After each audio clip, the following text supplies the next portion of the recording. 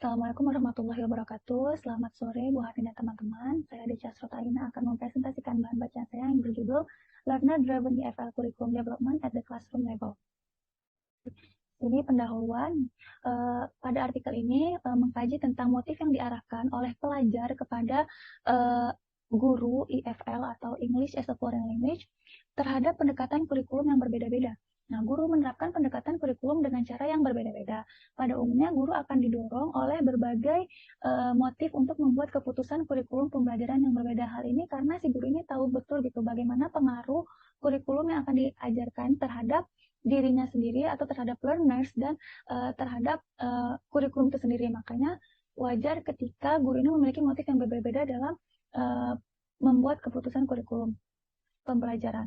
Kemudian di sini Cohen dan Ball tahun 1999 berpendapat bahwa interaksi antara guru dan murid ini sangat penting untuk menciptakan kurikulum yang efektif. Nah, terdapat dua pertanyaan penelitian dalam artikel ini. Yang pertama, apa motif yang diarahkan oleh pemajar yang mengarahkan guru untuk mentransmisikan, mengembangkan, dan membuat kurikulum mereka. Yang kedua, bagaimana hubungan antara motif yang diarahkan pembelajar dan pendekatan kurikulum guru. Di sini pemancar, pengembang, pembuat adalah transmitter, developer, dan makers. Nah, metode yang digunakan adalah metode kualitatif dengan studi kasusnya kualitatif yang digunakan untuk mempertahankan sifat holistik dari fenomena, dan penelitian ini juga dilakukan pada kondisi yang masih alami gitu. Jadi nanti penelitian ini tuh dilakukan di ruang kelas di mana guru ini menyampaikan materinya sesuai dengan pengembangan kurikulumnya dan di mana bagaimana si murid ini nanti akan menerima atau bereaksi terhadap kurikulum tersebut seperti itu. Nah, kemudian analisis data itu menggunakan ground theory untuk menghasilkan proses open, aksial, dan selective coding. Nah, prosedur yang digunakan jadi yang pertama pertemuan dengan guru melalui perantara direktur institut pendidikan. Nah, di sini si peneliti ini menemui para direktur institut pendidikan yang dimana guru ingin meminta izin guru-guru dari institut ini untuk ikut andil dalam penelitian mereka. Yang dimana guru-guru ini tuh sudah adalah guru-guru yang kompeten dan identitas guru tersebut juga akan dianonim seperti itu. Nah, menetapkan kerangka waktu di sini waktu penelitiannya adalah selama 3 bulan dan membagi guru menjadi 3 kategori, yaitu kurikulum transmitters, kurikulum developers, dan kurikulum makers. Nah, kurikulum transmitter sendiri adalah kurikulum yang sesuai dengan kurikulum yang ada di textbook gitu, apa adanya.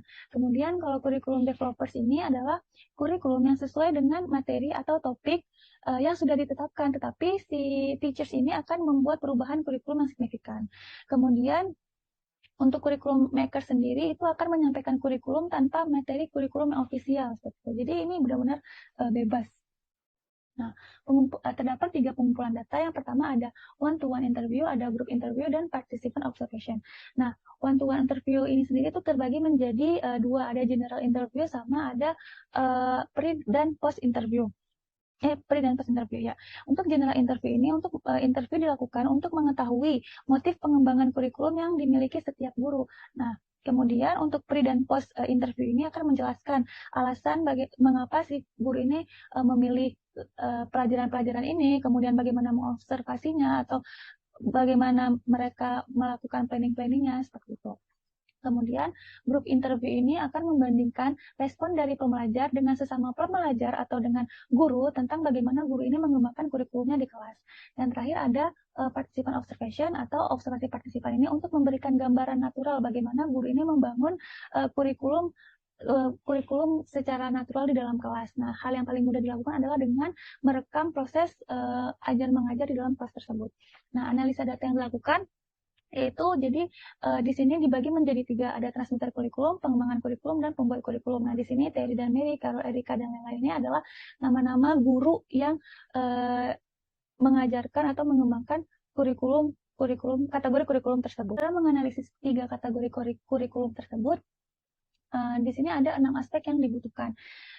Yang pertama ada gaya dan konten pembelajar. Jadi di sini meliputi konten dan gaya belajar siswa di dalam kurikulum. Nah, para pengembang dan pembuat kurikulum atau developer dan kurikulum makers ini mengajar pengembangan kurikulum yang terbaik.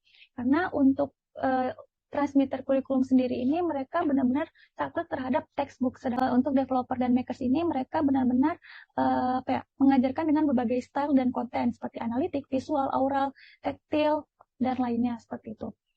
Nah, untuk kebutuhan buku teks, sebenarnya kan buku teks ini untuk reference, reassuring, security, feedback, dan juga extra preparation gitu kan.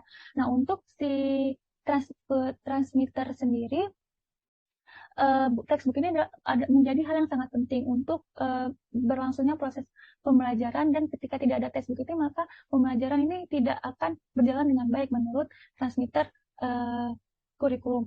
Berbeda dengan developer dan makers, mereka berpendapat bahwa buku ini memang penting gitu, textbook ini memang penting, akan tetapi sebenarnya textbook ini bukanlah sebagai acuan utama, tetapi sebagai untuk penambah input-input pengetahuan gitu. Kemudian untuk kebutuhan bahasa, untuk kurikulum transmitter ini sebenarnya tidak ada hal yang perubahan atau hal-hal yang signifikan karena semuanya itu based on textbook. Nah, di sini kita akan lebih membahas tentang bagaimana si developers dan makers kurikulum ini.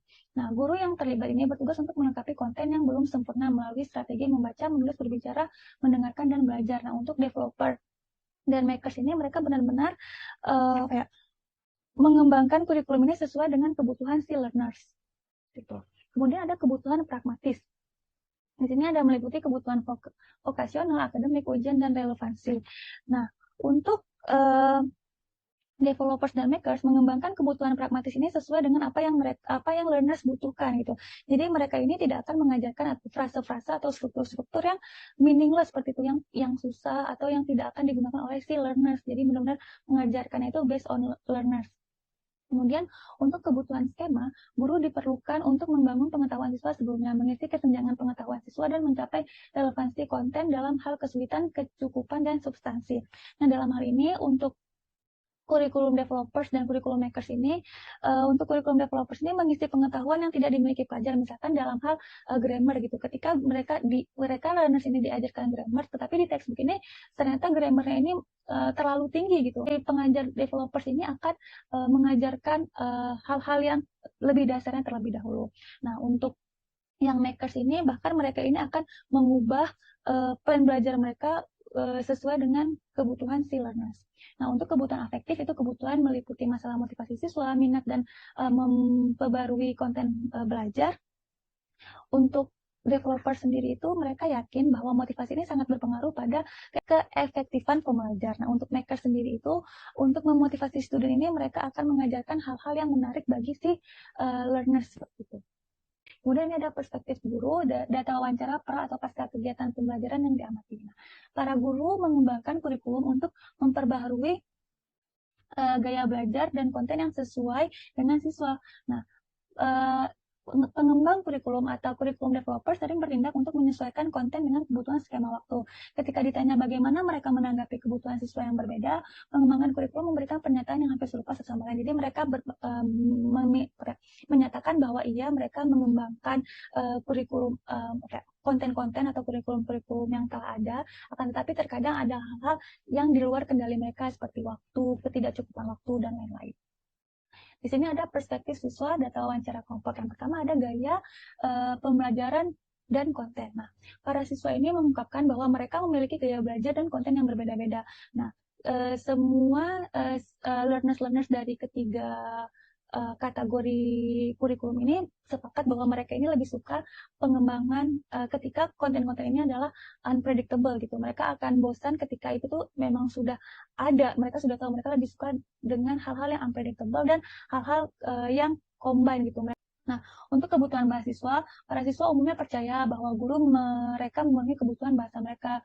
Nah, untuk kebutuhan pragmatis, para siswa menyadari bahwa guru mereka mencoba pengembangan kursus untuk memenuhi kebutuhan pragmatis mereka. Dan untuk kebutuhan afektif, para siswa juga menunjukkan bahwa guru mereka memenuhi kebutuhan afektif mereka dengan mengatasi motivasi, minat, dan memperbarui konten mereka.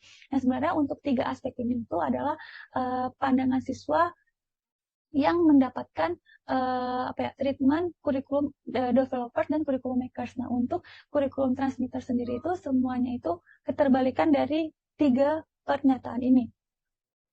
Nah, kemudian ada observasi data di tempat. Jadi pengembang kurikulum dan pembuat kurikulum diarahkan oleh siswa. Seperti yang kita tahu bahwa si teachers ini itu sesuai dengan kebutuhan si learners gitu mengembangkannya.